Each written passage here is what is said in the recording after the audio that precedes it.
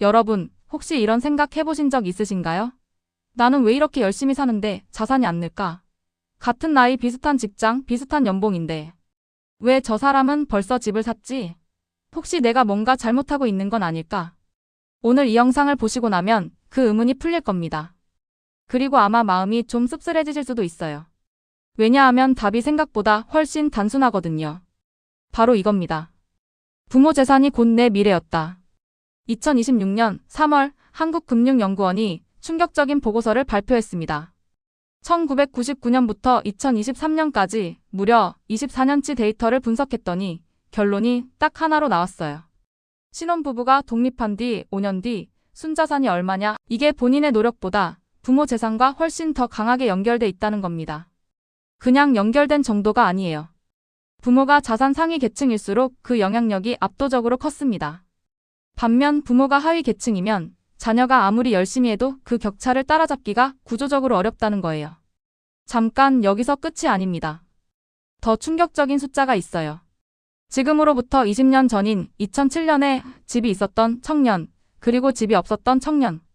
그 두 명이 16년 뒤 2023년에 어떻게 됐는지 추적했더니 집 있던 청년의 평균 자산은 5억 2,949만 원, 집 없던 청년의 평균 자산은 9,284만 원이었어요. 무려 5배 넘게 차이가 났습니다. 열심히 살았는데 왜 나만 뒤처지냐고요? 출발선 자체가 달랐던 겁니다. 오늘 영상에서 이 불편한 진실을 숫자로 낱낱이 파헤쳐 드리겠습니다. 끝까지 봐주세요. 먼저 지금 대한민국 청년들의 자산 현실부터 짚고 넘어가겠습니다. 국가데이터처 최신 자료에 따르면 39세 이하 가구의 평균 순자산은 2억 1,950만 원입니다. 그런데 이게 2022년엔 2억 6,140만 원이었거든요. 3년 연속으로 줄어든 겁니다. 반면 같은 기간 40대 가구는 4억 8,389만 원, 50대 가구는 5억 5,161만 원으로 전년보다 각각 7%대씩 늘었어요. 윗세대는 자산이 계속 불어나는데 청년층은 오히려 줄어드는 겁니다. 세대 간 자산 격차가 역대 최대 수준으로 벌어졌다는 말이 괜히 나오는 게 아니에요. 그럼 왜 이렇게 됐을까요? 핵심은 부동산입니다. 서울 아파트 제곱미터당 평균 실거래가가 10년 전엔 644만 원이었는데 지금은 1,649만 원이에요. 10년 만에 2.5배 넘게 오른 거죠. 집이 있던 사람은 앉아서 자산이 불어났고 집이 없던 사람은 그 집값을 쫓아가다가 오히려 자산이 쪼그라든 겁니다. 이게 개인의 문제가 아니라 구조적인 문제라는 걸 이제 데이터가 증명하고 있는 거예요. 그럼 이제 이번에 발표된 한국금융연구원 보고서로 넘어가겠습니다. 제목이 신혼 청년 가구의 자산 격차 발생 요인과 시사점인데요. 연구 방식이 굉장히 꼼꼼합니다. 부모 집에서 독립한 뒤 딱 5년이 지난 신혼 청년 가구들을 추적해서 이 사람들 자산에 가장 큰 영향을 미친 게 뭐냐를 분석했어요. 결과가 세 가지로 나왔습니다. 첫 번째가 집이 있느냐 없느냐. 자가주택에 사는 경우는 전 계층에서 다 자산이 늘었어요.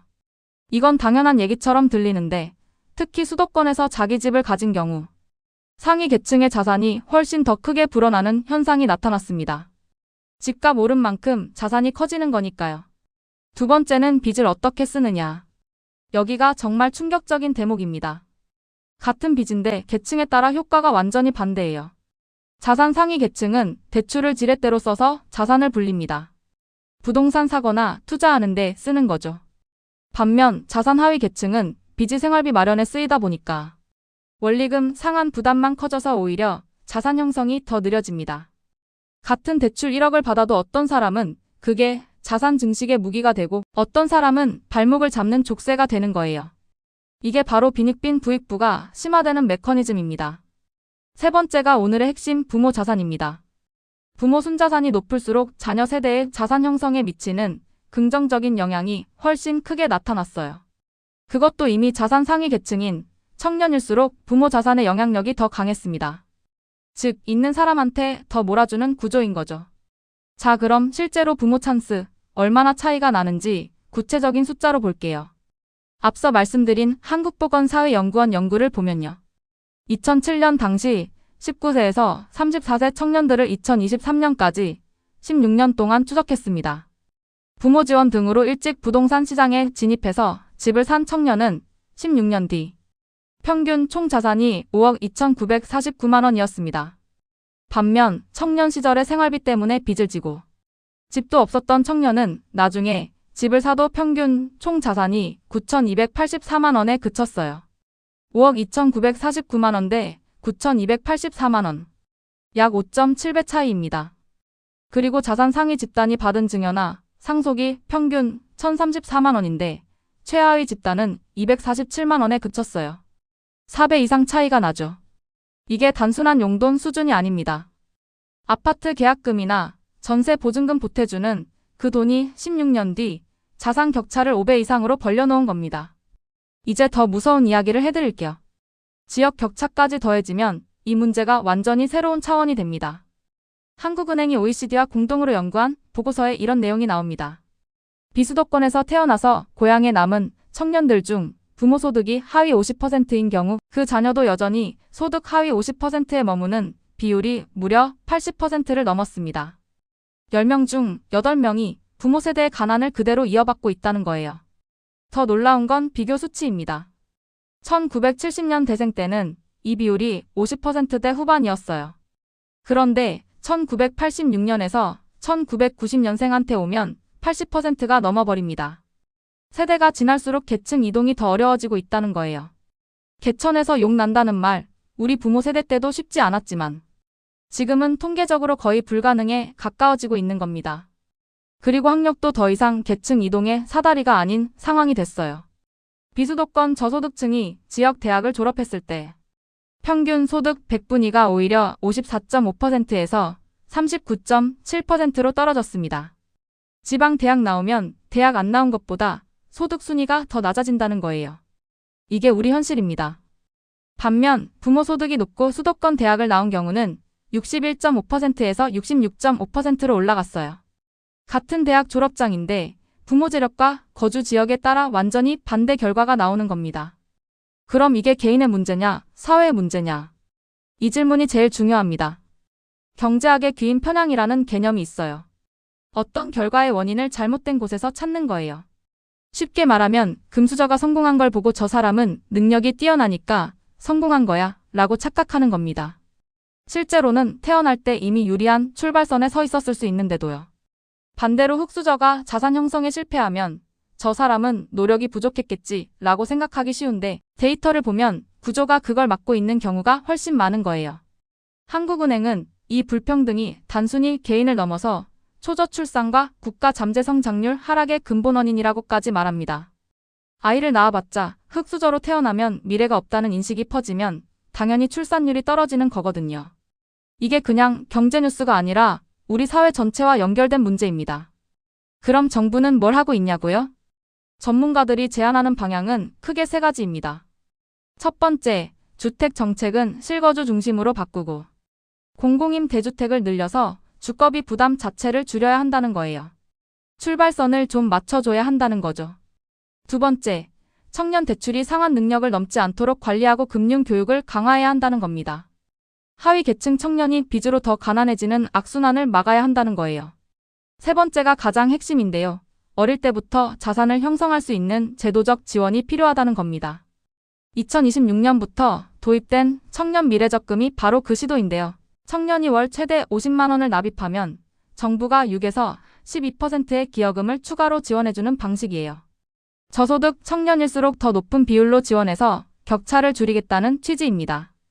하지만 현실적으로 월 50만 원을 저축할 여력이 있는 청년이 얼마나 될지는 또 다른 문제죠. 전문가들도 이런 정책이 자칫하면 혜택 받을 수 있는 사람만 더 혜택을 받는 역설적인 결과로 이어질 수 있다고 우려하고 있습니다. 자, 마지막으로 정리해드리겠습니다. 오늘 핵심 메시지 3가지만 기억해주세요. 첫 번째, 신혼부부의 자산 격차는 개인 노력 차이가 아니라 부모 자산이라는 출발선 차이에서 이미 결정되는 구조가 데이터로 확인됐습니다.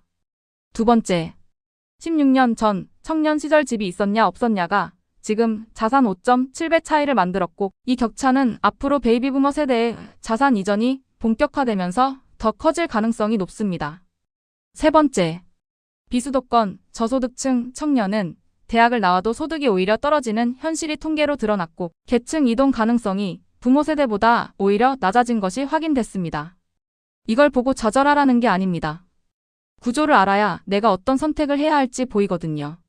시스템을 이해해야 그 안에서 최선의 방법을 찾을 수 있습니다. 우리가 이 불편한 진실을 제대로 보고 더 나은 방향을 함께 논의하는 게 필요한 시점입니다. 오늘 영상이 도움이 됐다면 구독과 좋아요 부탁드립니다. 여러분의 응원이 지금 이슈가 계속 발로 뛰는 힘이 됩니다. 감사합니다. 그럼 서울에서 사는 사람들은 어때요? 서울도 만만치 않습니다. 서울의 자가점유율, 즉 자기 집에 사는 비율이 44.1%예요. 전국에서 가장 낮은 수준입니다. 전남이 72.1%, 경북이 69.5%인 것과 비교하면 30%포인트 가까이 낮아요. 서울 사람 10명 중 6명은 남의 집에 사는 겁니다. 그리고 그 6명은 매달 월세나 전세 이자를 내면서 집주인의 자산을 불려주고 있는 거죠. 그 집주인의 자산은 어떻게 생겼을까요? 상당수는 부모한테 물려받았거나 일찍 집을 사서 집값 상승의 혜택을 받은 경우입니다. 대한민국 자산 통계를 보면 상위 20% 가구의 평균 순자산은 11억 1,365만 원이에요. 하위 20% 가구는 1억 4,244만 원이고요. 격차가 무려 8배입니다. 그리고 상위 계층은 자산의 75%를 부동산 같은 실물 자산으로 보유하고 있어서 부동산이 오를수록 격차가 자동으로 더 벌어지는 구조입니다. 자, 그럼 이 흐름이 앞으로 더 심해질까요? 나아질까요? 연구진들이 한 목소리로 경고하는 게 있습니다.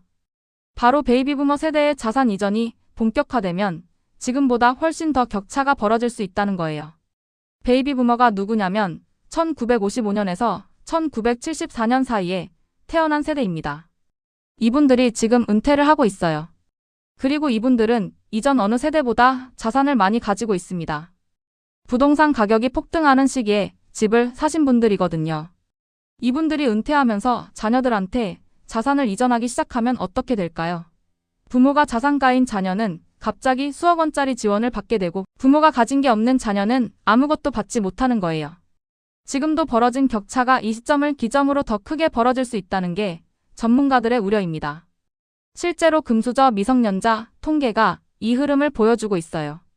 주식을 물려받아 배당금을 받는 영세 아기가 5년 사이 10배 가까이 급증했습니다. 금융소득이 있다고 신고한 미성년자가 약 500만 명, 이들이 연간 벌어들인 소득만 6,400억 원에 달해요. 태어나자마자 이미 금수저와 흑수저가 갈리는 세상이 됩니다.